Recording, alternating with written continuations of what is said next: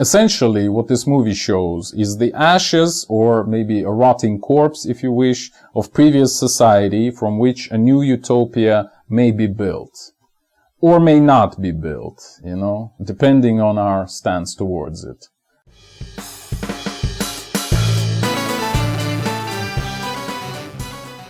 Greetings, this is Eugene the Philosopher, the greatest living philosopher after the unfortunate passing of Quentin Robert D. Nameland, who has been the greatest living philosopher before me. In this video I want to talk about the movie Megalopolis, which I've just watched like a couple of days ago. So this is a movie that Francis Ford Coppola has worked on for at least 42 years, which is a long time if you ask me, okay? So it's pretty much the summation of his life's work, you may call it that. And what a summation that is, I gotta tell you.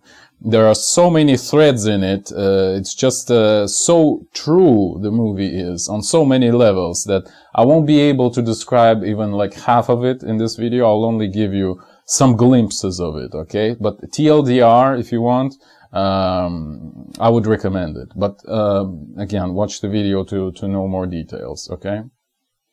And I would probably not give you too many spoilers, but actually, again, it doesn't matter. Spoilers do not spoil, actually, paradoxically, the pleasure of watching the film, okay?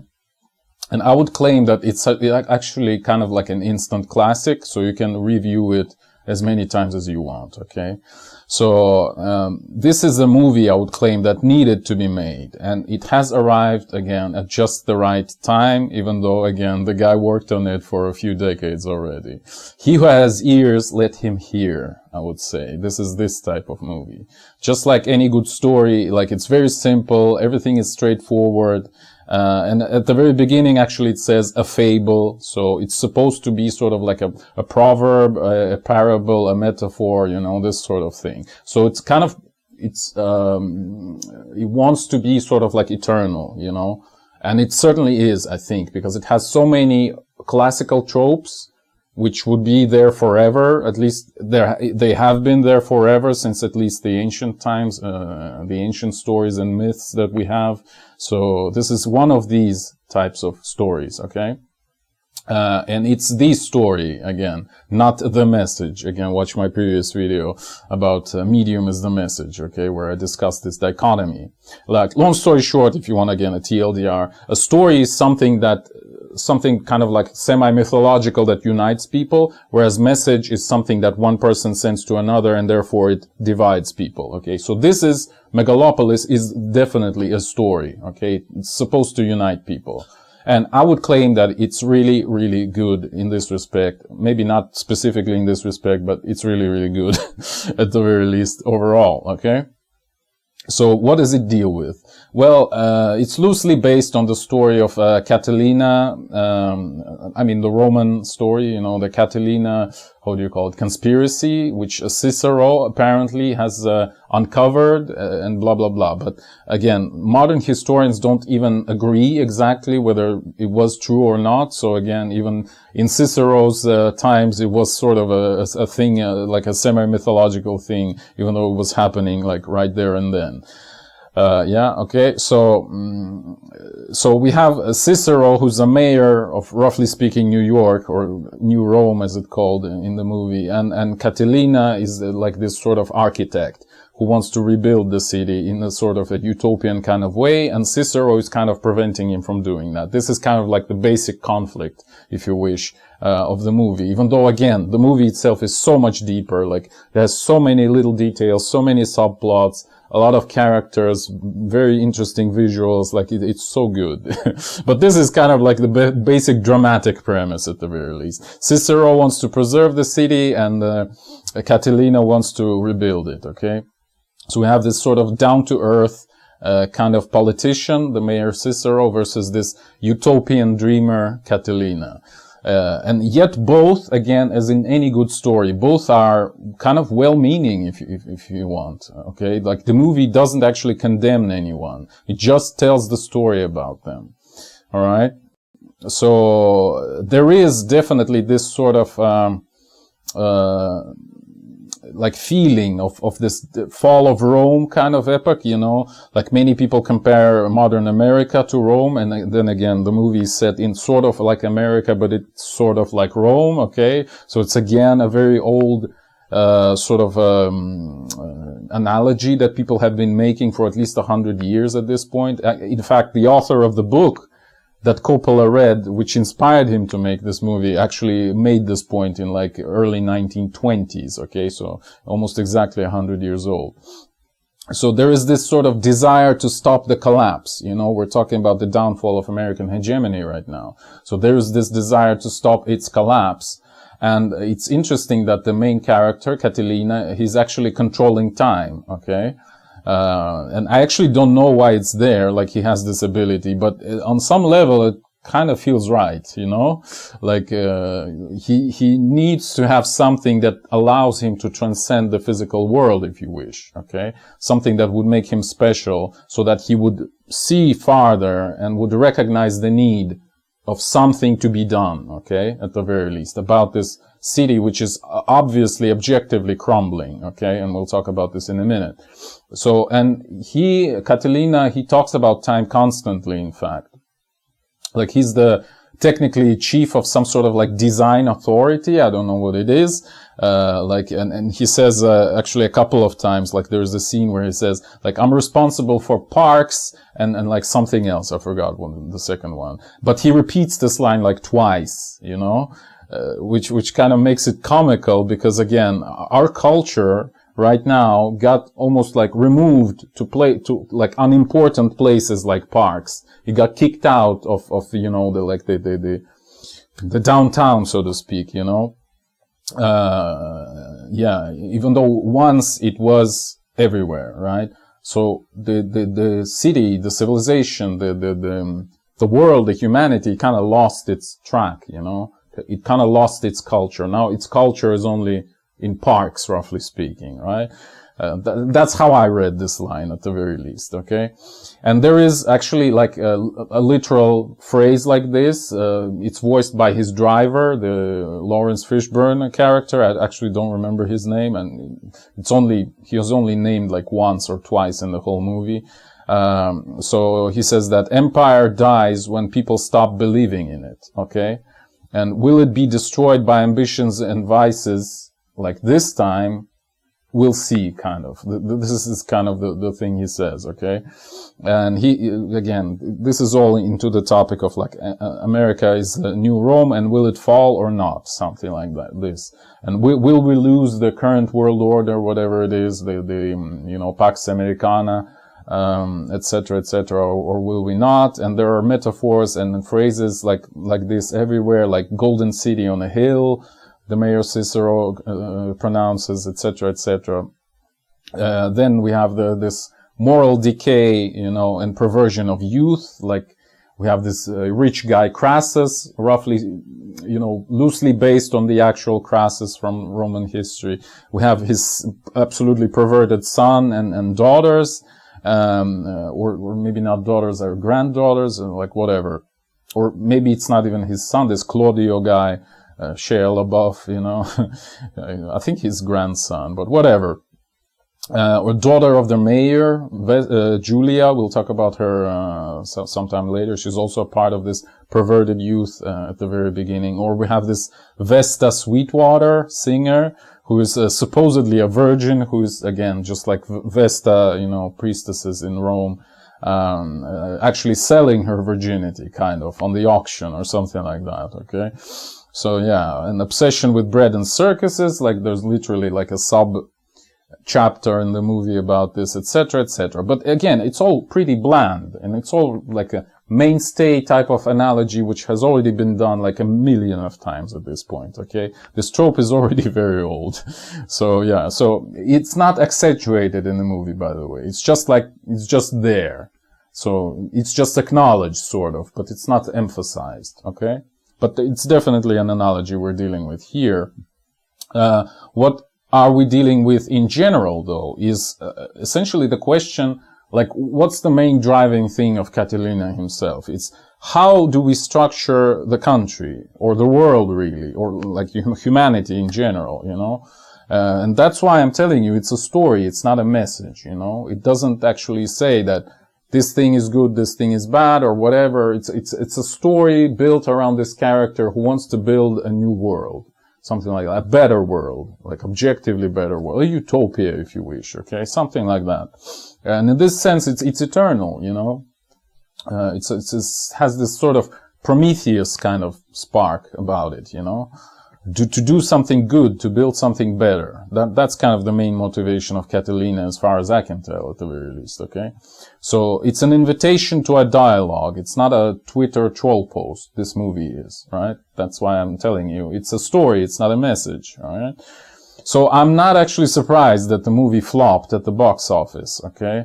Just in the same way, I am actually absolutely sure that it will become a cult classic for the next generation, in maybe a decade or two. It just needs its audience to catch up, to actually watch it, okay? Because almost nobody watched it, right?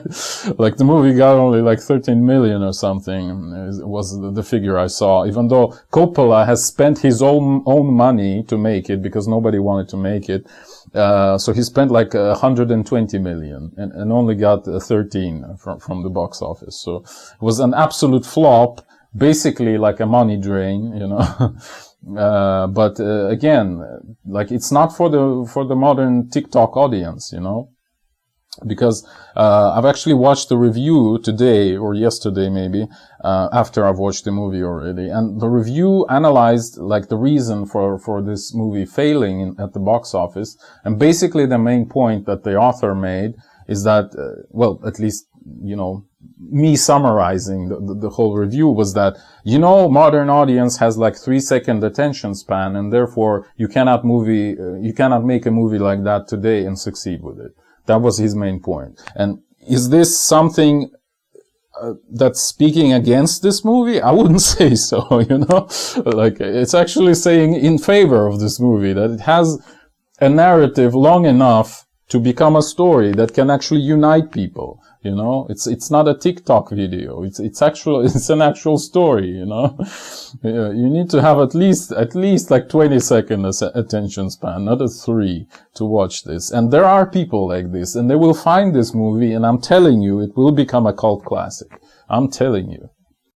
So let's talk about, some main characters. Actually, I'll only talk about Catilina and Julia again, because I just don't have time to really analyze anyone. And again, this movie is so rich, it would be impossible to fit into a single video.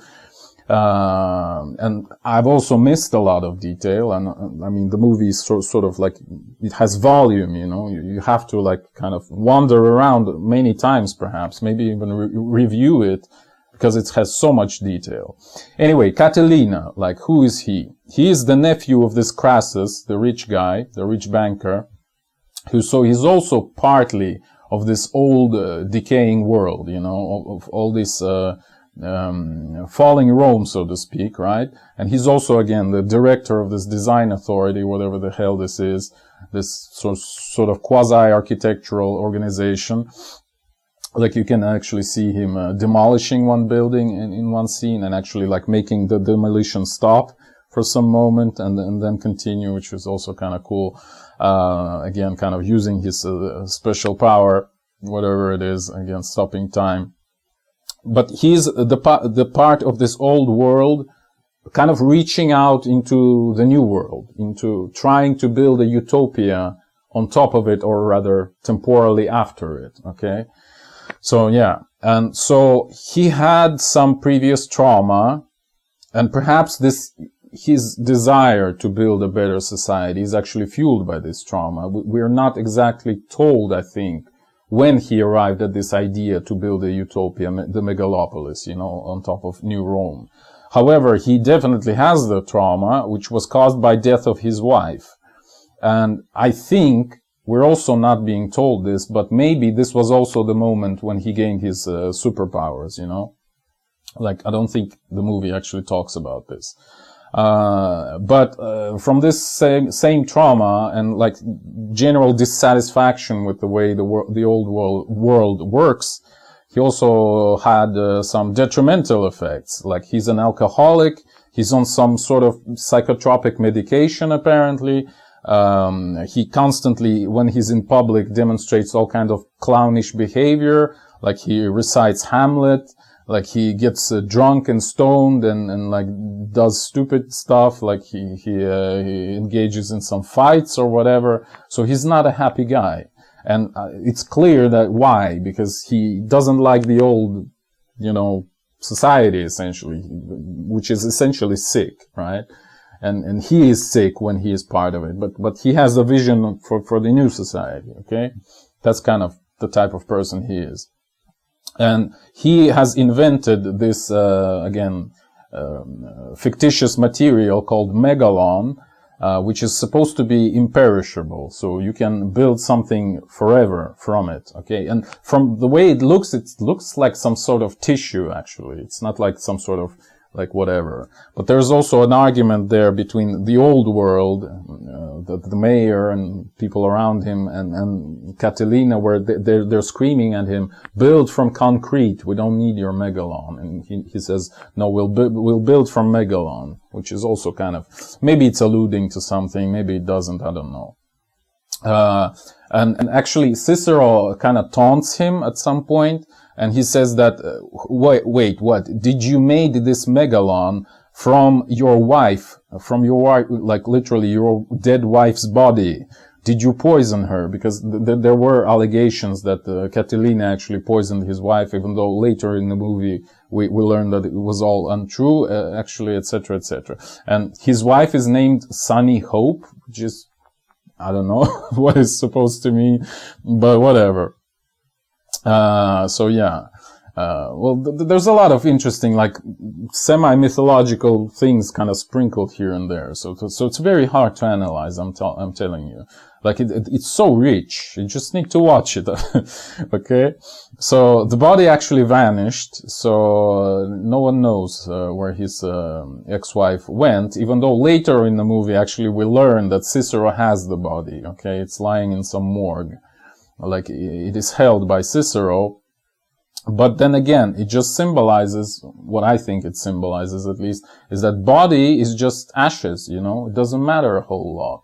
What does matter is sort of like your memory, the soul, your memory, your relationship to the person, etc. And therefore we have this other scene where Catilina tells the driver, Lawrence Fishburne, let's go to the purgatory. And they go to this sort of like a very dark and bad part of the town, where there's some very interesting scenery there, actually, with like falling statues. Like there is a Themis, the goddess Themis of justice, she just kind of, the statue just kind of crumbles, like, because of all the injustice happening around her, but that's a small detail. And so he goes in a random apartment in this sort of, bad neighborhood. And there he fantasizes that he is with his wife. Like he actually buys flowers and brings them there. So it kind of symbolizes, in my eyes at the very least, that again, it doesn't matter where the body is, what happens to the body of his wife, like he is with her still, in his mind at the very least, in his memory, in his relationship to her. So yeah, so definitely at least it shows us how much he loved her and how much her death impacted her, okay? So maybe his time stopping and this vision of Megalopolis, maybe all of this kind of happened, so to speak, or crystallized after her death, or because of her death, rather. We don't really know, but it's a reasonable conclusion, okay? So yeah, and actually, like, I think he clearly, like, literally says, that's one thing we at least know, is that he made the megalon material because he tried to save his wife, specifically. Like, she was sick or whatever, I don't know. And again, this goes to show that's yet another trope, how men always work for something or someone beyond them, Men need to build something bigger. Men need to help someone else, like, not themselves, okay? Otherwise they have no purpose, like, they feel bad, So, and it also shows how previous suffering may lead to a sort of ascension, some sort of heroic character may be achieved through suffering, which is again a very Christian story, but not only, you know. Okay. So at the beginning of the movie, arguably, Catilina is still sort of decaying with everyone else, again, with his debauchery and things like that. And he's literally in bed with a character known as Wow Platinum. She's literally called Wow Platinum, who kind of represents all of this sort of like social media, if you know what I mean, Twitter. Like it's a personalized Twitter. Very greedy also, and very ruthless, and very like generally a shitty character, you know. So yeah, and she's like the reporter or whatever. So she's like the embodiment of social media, or like society in its worst forms, you know, something like this. Meaning specifically like judgment of others, you know. So yeah, but as the plot progresses, as the movie at least progresses, Catilina is getting closer and closer to his dream, and farther from this old world, you know.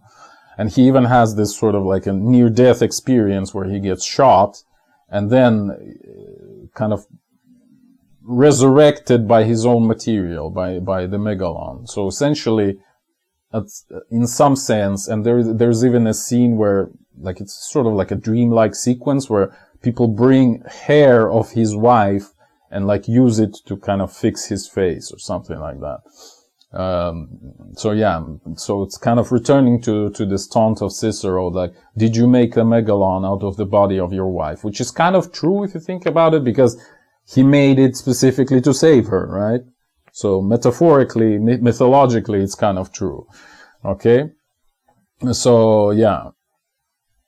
So as he gets closer and closer to his dream, he kind of gets farther and farther from the earth, you know, from the decay. And he keeps saying things like, you know, like he's building a city, right? Megalopolis. And he says like, the need to talk about it is important. He actually tells this to Wow Platinum, who completely misunderstands what Megalopolis is about, and she's like very skeptical, to put it lightly, about this idea. And again, I'll remind you, they're kind of in a relationship at the beginning, but then they part ways when he starts his ascension, so to speak, closer and closer to building the thing. So he says to her that the need to talk about the Megalopolis is the reason enough for Megalopolis to be built, something like that, okay?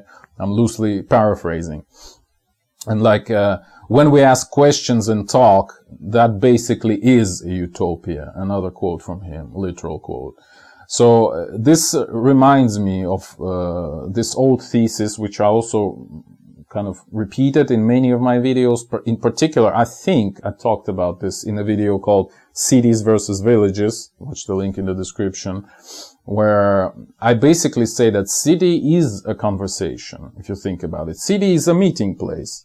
It's the marketplace, the forum, the agora, the place where people gather and discuss things, right? In this sense, like, it's a brilliant intuition of Coppola to say that, to emphasize, like actually repeat it several times in the words of Catilina, that talking about Megalopolis is almost as good as building the Megalopolis, you know, because Megalopolis itself is as a city, is a place for people to talk. It's a place for people to share a story rather than send a message, you know. It's a place of unification, if you wish. Then again, another thing he keeps repeating is that marriage is the most important human institution, which again, watch my previous video where I talk about the current nihilism and why we don't have children anymore and why we don't have families anymore, because we lack meaning, again, because we don't have a story to build our life around, or to sort of like be a part of, okay? We don't have a story to become a part of. And therefore, we don't have a society anymore. And this is the movie about these kinds of problems. So I'm not surprised that, you know, TikTokers didn't understand it. And it's good, actually. It's good for both them and the movie, I would say. Like, this is not for them. So another quote, which is not exact, I think, but could be exact. Like, when you leap into the unknown, you prove you are free. This is, and it's actually repeated like maybe 20 times in this movie. Like when he's in some sort of like alcoholic, drug-induced, psychosis or something. Or like, if our mind can invent gods, why can't we apply their power directly? Like basically, if we create gods who are so powerful, why aren't we so powerful? It's we who create gods after all, right? Watch my video, How to Believe in God in 2024, etc. Or, another brilliant quote, utopias are not meant to offer solutions, they're meant to ask for sorry.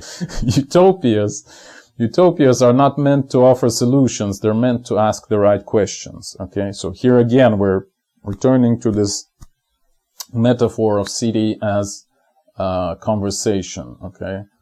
So utopia, again, it could be a polemic device, right? Just like Thomas More's utopia was, essentially, all right? Yeah, so there's a lot to unpack in this movie, long story short, all right? And I'm only scratching the surface, kind of. Then there's Julia. So she begins as one of this, again, decayed youth of the new Rome, you know?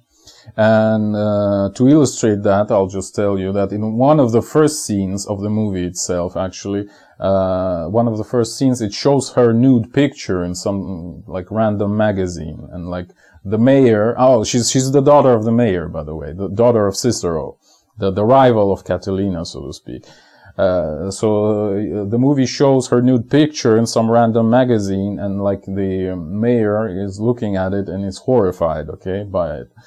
And she's also socializing with her friends in the clubs, you know. Actually, like the movie, I think, opens with one of these clubs, and all the, you know, decay that's happening there, etc., etc., etc. So she is annoyed by Catilina at the beginning. Well, again, because first of all, he's kind of arrogant, and he's also the rival of her father. So she wants to screw him over somehow.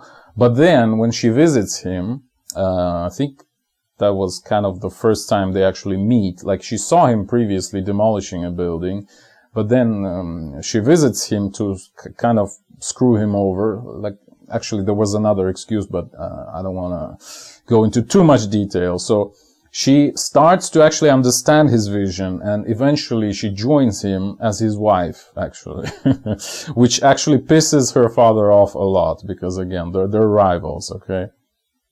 The mayor Cicero, I mean.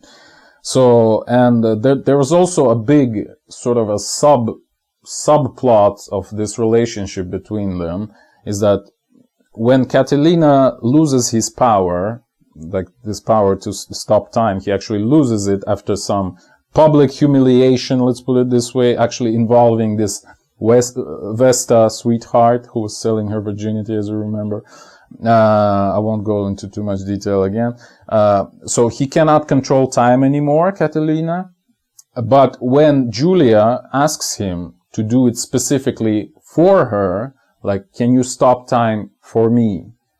He's able to do it again, okay? So she's kind of his muse, which is, again, a very old trope, like, don't need to explain anything here.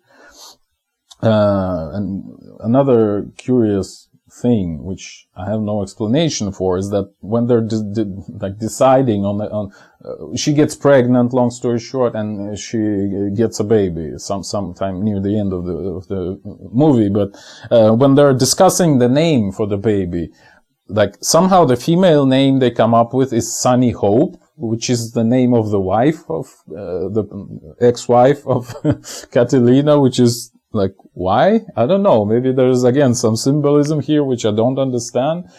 And they're saying if it's gonna be a boy, it would be Francis, which probably alludes to Coppola himself. I don't know. Like, it's kind of weird. Like, at first I thought, what is it, Francis Bacon or something? But I have no idea. Probably Coppola himself. Whatever. Okay. So, what happens in the movie, we're kind of getting to the end already because it's getting very, very long, this video. So what happens in this movie is that the Soviet nuclear satellite falls on the city, okay? And believe it or not, it's actually happened, like it's based on a real event. So a satellite Cosmos 954 actually has fallen in 1977. And roughly, you know, where the movie is happening. It's happening in New York. It fell on Canada, okay? So, yeah. So it's an actual event that Coppola probably remembered when he started working on this film in 1982. This happened in 1977. So it fell into some Canadian wasteland, you know. Nobody really cared, even though there was a lot of fuss about it back then. But in the movie, what is curious, it's supposedly a nuclear-powered satellite, but it carries solar panels. Why? I don't know. I mean, if it has a nuclear reactor, like Cosmos 954 did not carry any solar panels. Why would it? It had a nuclear reactor on board. It's kind of strange. But whatever. I mean, I understand that to show a satellite visually, you need solar panels. Otherwise, people would say, what the hell is this? Is this an alien spaceship or whatever? Even though it has a huge Soviet flag on it or whatever. So yeah, so it actually, like, apparently scientists miscalculated something and the satellite did not fall onto the Labrador Peninsula as it's supposed to, even though in real life it actually fell slightly to the west from there. It actually falls on New York and kind of destroys half the city. So it's kind of like a ghost, deus ex machina type of device, right? Well, not really, but kind of, you know, where the conflict between Cicero and Catilina is resolved by some completely external force, right? Which is the satellite destroying half of the city. So now the city has to be rebuilt, right? And therefore the Megalopolis begins construction, essentially. Even though, again, Cicero is still against it and other people are still against it. Like many other people, actually. But nevertheless.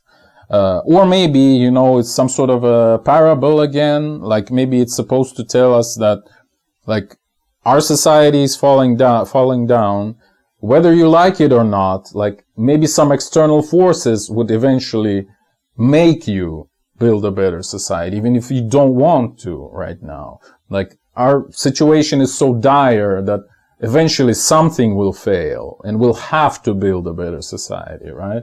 Even though we're kind of lingering, we're not doing it, okay? Maybe it's supposed to signify something like that. I don't know. Like my assumption is that there was no plan for it. It just kind of like a couple of times Coppola said that the movie sometimes makes itself, you know.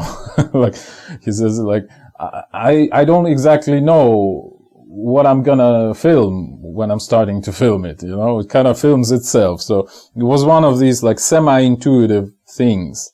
But still, it has to have some meaning, because otherwise, why would it be there? Like, at least some vague, intuitive meaning has to be there, I think. And those two that I've proposed could be close to truth, could be not, okay? So, yeah. Essentially, what this movie shows is the ashes, or maybe a rotting corpse, if you wish, of previous society from which a new utopia may be built. Or may not be built, you know, depending on our stance towards it, okay? Depending on whether we agree with it or not. At least, this is thematically interesting, because usually what we are presented in utopia type of movies is already present utopia, right, at the very beginning, or dystopia, you know. And here again, I have to remember brilliant idea of Galkovsky, who said that utopia and dystopia are actually the same society. It's just that it's the same society perceived from different sides. So if you look at it from the point of view of its creator or like beneficiary, it looks like a utopia. If you look at it from the point of view of whoever is put into your utopia, like forcibly, it is a dystopia, right? So for the builders, it looks like utopia. And for the sufferers of this building, it looks like a dystopia, you know. The same society, I repeat. Okay, we're pretty much done, I think. There's a couple of other characters who are worthy of discussing, which is, again, this Claudio, Shia LaBeouf character, or Crassus, or this WoW Platinum, but then again, just watch the movie, okay? I gave you the main ideas. I hope so, at the very least. Maybe you'll find some deeper ideas. It's a story. It's supposed to be perceived by different people. It's supposed to be, what's the word? Unite people. It's supposed to unite people, okay? So, yeah. And it's obviously full, again, since the guy worked on the movie for half of his life, like, there's a lot of personal stuff of Coppola's in it. Like, it's basically an autobiography, you may call, right? Like, Catilina is, Coppola himself, maybe. And, like, again, he spent his own money to make it in the first place, so why not, okay? Like, he had this Zoetrope Studios previously, where he also kind of wanted to build some sort of, like, filming type of utopia, alright?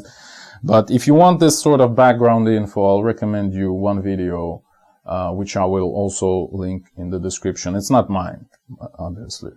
But there's a pretty good background info out there. Alright?